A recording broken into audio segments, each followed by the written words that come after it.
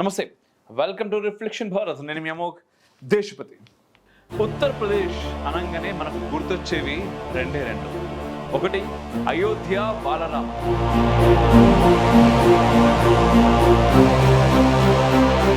Second one the powerful and unstable CM Yogi Adityanath.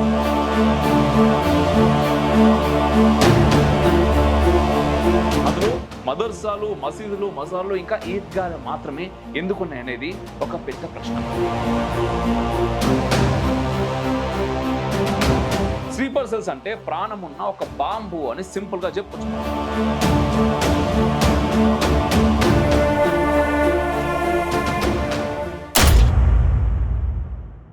Yogiji 2017లో UP సీఎంగా ప్రమాణ స్వీకారం చేసినప్పటి నుండి ఇప్పటిదాకా ఉత్తరప్రదేశ్లో చేసిన డెవలప్మెంట్ గురించి నేను ప్రత్యేకంగా మీకు చెప్పాల్సిన అవసరం లేదు.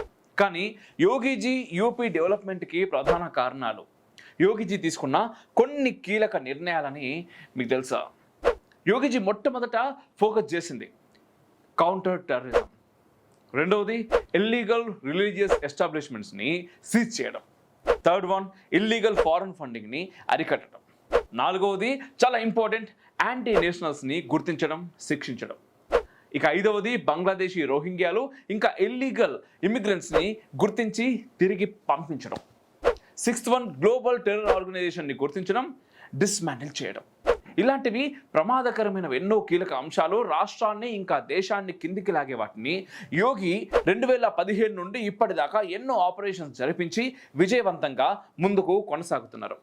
మొన్న మే 13న గవర్నమెంట్ ఇప్పటిదాకా జరిపిన ఆపరేషన్స్ గురించి ఒక అప్డేట్ ఇచ్చారు. అందులో నేపాల్ సరిహద్దుల్లో 350 అన్ఆథరైజ్డ్ రిలీజియస్ సైట్స్ని బుల్డోజర్ సహాయంతో తొలగించారు. అందులో మదర్సాలు, మసీదులు, మజార్లు ఇంకా ఈద్గాలు మాత్రమే ఎందుకున్నాయనేది ఒక పెద్ద ప్రశ్న. ఇంకా గవర్నమెంట్ ఇచ్చిన అప్డేట్ ప్రకారం 2017 నుండి ఇప్పటిదాకా 142 స్లీపర్ సెల్స్ని న్యూట్రలైజ్ చేశామని చెప్పారు. ఇక్కడ అన్నిటికన్నా ముఖ్యమైన విషయం ఏంటంటే ఈ 142 స్లీపర్ సెల్స్కి గ్లోబల్ టెర్రర్ ఆర్గనైజేషన్స్ అయిన ఐసిస్, అల్ ఖైదాతో లింక్స్ ఉండడం. ఇక్కడే మనం అర్థం చేసుకోవాలి యోగిజీ ఏక్ హైతో సిఫ్ హై అని ఎందుకన్నాడని. యోగిజీ అక్రమ కట్టడాలని కూల్చమని పిలుపునివ్వగానే అధికారులు చుట్టూ ఉన్న అక్రమ కట్టడాలను నేపాల్ బార్డర్లోని ఎన్నో జిల్లాల్లో గుర్తించారు. అందులో పిలిభిత్, శ్రావస్తి, బలరాంపూర్, బహ్రైచ్, సిద్ధార్థ్ నగర్, మహారాజ్గంజ్ మరియు లఖింపూర్ ఖేరి వంటి జిల్లాల్లో అధికారులు అనధికార మతపరమైన ప్రదేశాలను క్రమపద్ధతిలో ధ్వంసం చేశారు. ఇంకొన్నిటిని సీజ్ కూడా చేశారు. శ్రావస్తిలో ప్రభుత్వ మరియు ప్రైవేట్ భూమిలో అక్రమంగా నిర్మించిన 104 మదర్సాలు, 1 మసీదు, 5 మజార్లు మరియు 2 ఈద్గాలను గుర్తించి సీజ్ చేశారు. ప్రభుత్వ భూమిలో ఉన్న ఒక అక్రమ మదర్సాను బుల్డోజర్కి అప్పజెప్పారు. ఇంకా ప్రైవేట్ భూమిలో ఉన్న 2 గుర్తింపు లేని మదర్సాలను సీజ్ కూడా చేశారు.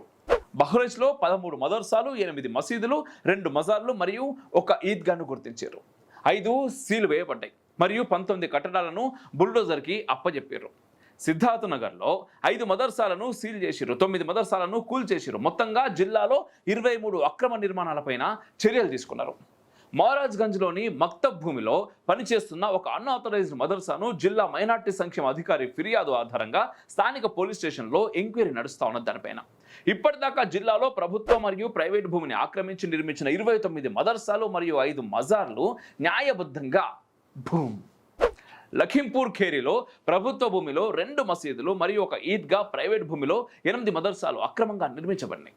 అందులో 13 నిర్మాణాలను ఒకదానికి నోటీస్ అందించి 9టిని సీల్ చేసి ఇప్పటిదాకా 3 ధ్వంసం కూడా చేశారు.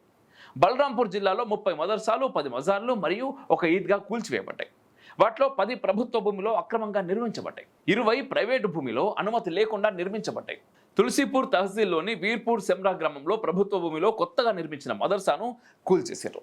ఇవే కాకుండా యోగిజీ ఉత్తరప్రదేశ్లో టెర్రర్ అటాక్స్ ముందుగానే పసిగట్టి అరికట్టడానికి యాంటీ టెర్రరిస్ట్ స్క్వాడ్ ATSతో ఎన్నో ఆపరేషన్స్ని విజయవంతంగా పూర్తి చేశారు. గత 8 ఏళ్లుగా 230 యాక్టివ్ స్లీపర్ సెల్స్ని న్యూట్రలైజ్ చేశారు. వీళ్ళకి గ్లోబల్ టెర్రర్ ఆర్గనైజేషన్స్ అయిన ISIS, Islamic State of Iraq and Syria, LET, Lashkar e Taiba, JEM, Jaish e Mohammed, HM, Hizbul Mujahideen, IMCMI, Indian Mujahideen, students Islamic movement of India, AQIS, al Qaeda in the Indian subcontinent, ISI, Inter Service Intelligence, Al Qaeda, ABT, JMB, PFI, Popular Front of India, terror organisations తో direct links ఉన్నట్టు UP anti terrorist squad reveal చేసింది. ఇంకా 131 individual sleeper cells modules ని anti terrorist squad disband చేశారు. ఇక్కడ డిస్బాండ్ అంటే అర్థం తెలియాలంటే స్లీపర్ సెల్స్ మాడ్యూల్స్ అంటే మనం ఏందనేది తెలుసుకోవాలి. సినిమాలో చూపించేలాగా ఇది ఒక ఆర్గనైజ్డ్ టెర్రర్ సిస్టమ్ కాదు. ఇది మతస్థాపన కోసం ఇంకా ప్రాంతపు అధికారం కోసం ఐసిస్ లాంటి సంస్థలు చేసే ఒక సైలెంట్ వార్, పక్కా రిలీజియస్ వార్. ఇవే స్లీపర్ సెల్స్ అంటే ప్రాణం ఉన్న ఒక బాంబు అని సింపుల్గా చెప్పొచ్చు మనం. స్లీపర్ సెల్స్ మాడ్యూల్స్లో కొన్ని మనం చూసే ప్రయత్నం చేద్దాం. ఒకటి, రిక్రూట్మెంట్ అండ్ రాడికలైజేషన్ మాడ్యూల్. ఈ మాడ్యూల్లో ఉన్న స్లీపర్ సెల్స్ అందరూ ఇంటెలెక్చువల్ స్టేటస్తో ఉంటూ ఎప్పుడు ఆన్లైన్లో ఆఫ్లైన్లో దేశానికి యాంటీగా డిబేట్ చేస్తూ ఎప్పుడు దేశం పైన విషం కక్కుదాం అని చూస్తూ ఉంటారు. దేశానికి సంబంధించి ఏదైనా మంచి పని జరుగుతున్నది అని తెలిస్తే వీళ్ళకు వచ్చిన కమాండ్స్ని బట్టి మొట్టమొదట గొంతు లేపడం ఈ స్లీపర్ సెల్స్ పని. వీళ్ళు ఈ పని తప్ప వేరే ఏ పనిలో కూడా జోక్యం చేసుకోరు అంటిల్ అండ్ అన్లెస్ వీళ్ళకి కమాండ్ వచ్చేదాకా. వీళ్ళు ముఖ్యంగా మదర్సాల నుండి అండ్ జైళ్ళలో కూడా కొందరు ఉంటారు, ఆన్లైన్ ప్లాట్ఫామ్స్ ద్వారా ఎక్కువగా పనిచేస్తూ ఉంటారు. Second one, financing and hawala module. ఇది స్లీపర్ సెల్స్ అన్ని మాడ్యూల్స్కి బ్యాక్ బోన్. ఇదొక్కటి డిస్మాంటిల్ చేస్తే స్లీపర్ సెల్స్ నిద్ర లేవరు, పుట్టుకురారు. ఈ స్లీపర్ సెల్స్ మాడ్యూల్లో ఉన్నవారు టెర్రర్ ఆర్గనైజేషన్స్కి ఇంకా అన్ని స్లీపర్ సెల్స్ మాడ్యూల్స్కి పైసా సరఫరా చేయాల్సిన వాళ్ళది వీళ్ళే అన్నట్టు. కమాండ్ వచ్చిన తర్వాత మనీని సేకరించి ఒక ప్రాంతం నుండి ఇంకో ప్రాంతానికి గుట్టు చప్పుడు కాకుండా ఎక్స్పోర్ట్ చేసి మనీని నిల్వ ఉంచడం, తర్వాత కమాండ్ రాగానే డిస్ట్రిబ్యూట్ చేయడం. వీళ్ళు ఒక్కొక్క రూపాయి బ్యాంకు నుండి మాత్రం అస్సలు ట్రాన్స్ఫర్ చేయరు, not even a single paise. వీళ్ళు చేసేది మొత్తం కూడా హవాలా, బ్లాక్ మనీ. ఈ మాడ్యూల్ మనీని సేకరించడానికి fake business, real estate, fake NGOs, shell companies ఇటువంటివి చాలా చేస్తూ ఉంటారు. 2020లో NIA ఒక NGO పైన రైడ్ చేసినప్పుడు ఫారెన్ నుండి వచ్చిన ఫండ్స్ మొత్తం మదర్సాకి ఇంకా కొన్ని రిలీజియస్ ఇన్స్టిట్యూషన్స్కి ట్రాన్స్ఫర్ అయినాయి అనే విషయం చాలా ప్రూఫ్ ద్వారా తెలిసిన తర్వాత అది టెర్రర్ ఫండింగ్ అని బయటపడ్డది. సో ఇక్కడ యూపీ యాంటీ టెర్రరిస్ట్ స్క్వాడ్ రీసెంట్గా ఇచ్చిన అప్డేట్ ప్రకారం ఈ టెర్రర్ ఫైనాన్స్ని టార్గెట్ చేసి ఇలాంటి 11 ఫైనాన్స్ మాడ్యూల్స్ని నిలిపివేశారు. 41 పెద్ద మొత్తంలో ఫండ్స్ రిసీవ్ చేసుకుంటున్నటువంటి ఫేక్ కంపెనీస్ని, వాటి ఓనర్స్ అండ్ ఇతరేతర గ్రూప్స్ని అరెస్ట్ చేసి దాదాపుగా 47 లక్షలకు పైగా బ్లాక్ మనీని స్వాధీనం చేసుకున్నారు. Third one, reconnaissance and surveillance module. ఈ మాడ్యూల్లో ఉన్న స్లీపర్ సెల్స్ పని నిఘా పెట్టడం, కమాండ్ ప్రకారం ఒకరిని టార్గెట్ చేయడం, దేశ రక్షణ వలయాలకు సంబంధించిన ఇన్ఫర్మేషన్ కానీ భారత ఆర్మీకి సంబంధించి ఇంకా ఒకరి గురించి ఇన్ఫర్మేషన్ గ్యాదర్ చేసి సెండ్ చేయడం, గ్రౌండ్ లెవెల్ వర్క్స్ చూసుకోవడం వీళ్ళ పని. Fourth one, execution and action module.